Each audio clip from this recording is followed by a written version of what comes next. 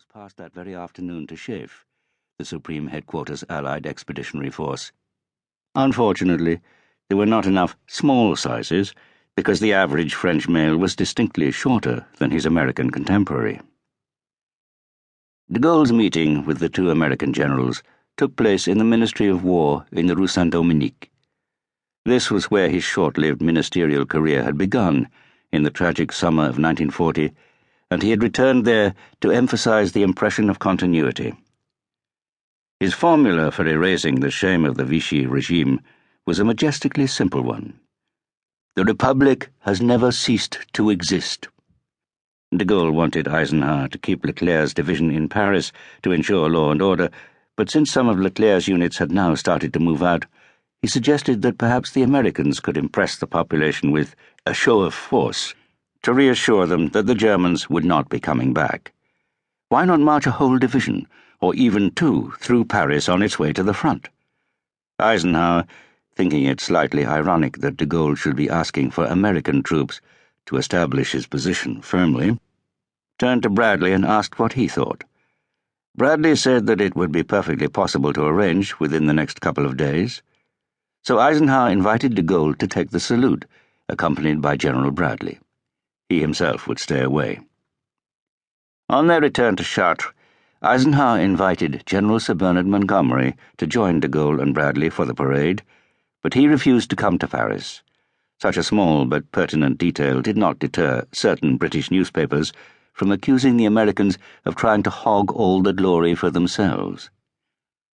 Inter-Allied relations were to be severely damaged by the compulsion in Fleet Street to see almost every decision by Chef as a slight to Montgomery and thus the British. This reflected the more widespread resentment that Britain was being sidelined. The Americans were now running the show and would claim the victory for themselves. Eisenhower's British deputy, Air Chief Marshal Sir Arthur Tedder, was alarmed by the prejudice of the English press. From what I heard at Chef, I could not help fearing that this process was sowing the seeds of a grave split between the Allies.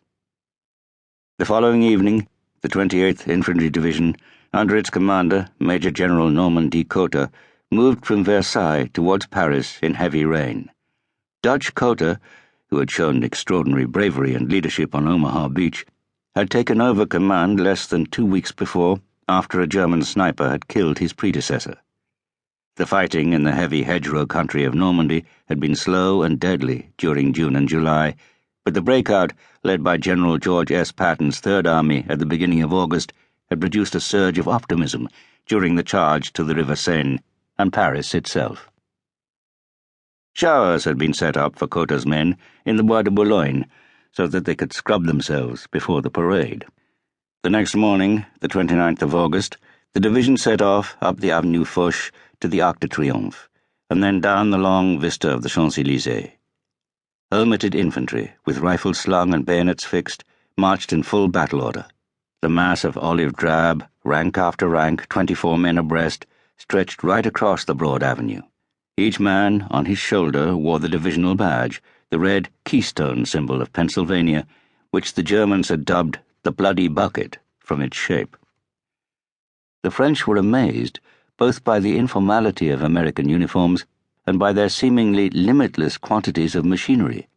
Une armée de mécanos, the diarist Jean Galtier-Boissière remarked. On the Champs-Élysées that morning, the French crowds could not believe that a single infantry division could have so many vehicles. Countless jeeps, some with .50 machine guns mounted behind, scout cars, the artillery with their 155mm long-tom howitzers towed by tracked prime movers, engineers, service units with small trucks and 10-tonners, M4 Sherman tanks, and tank destroyers. This display made the Wehrmacht, the apparently invincible conqueror of France in 1940, appear bizarrely old-fashioned with its horse-drawn transport. The saluting dais was on the Place de la Concorde. Army engineers had created it out of assault boats turned upside down and concealed by a long tricolor valance, while numerous stars and stripes fluttered in the breeze. In front, the 56-piece band, which had led the parade, played the division's march, Khaki Bill. The French crowds watching the show